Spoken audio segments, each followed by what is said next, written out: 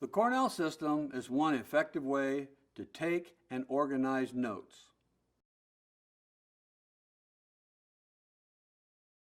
It's an easy and quick format for organizing notes for textbook material and lectures in class. How you set it up is very simple.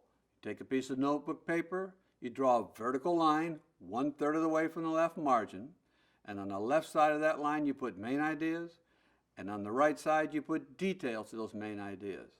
This makes self-testing much easier because you can cover up the details, look at just the main idea, say the details out loud from memory as best you can, and check to see if you know the material or not. And you find that out before you take a test, when you still could do something about it.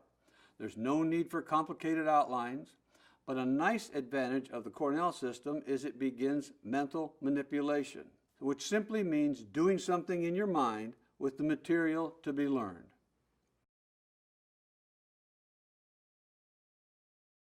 In summary, the Cornell system is a quick and easy format for organizing notes. Set it up by drawing the vertical line, main ideas on one side, details on the other. That makes self-testing so much easier. There's no need for complicated outlines, and it begins the important process of mental manipulation.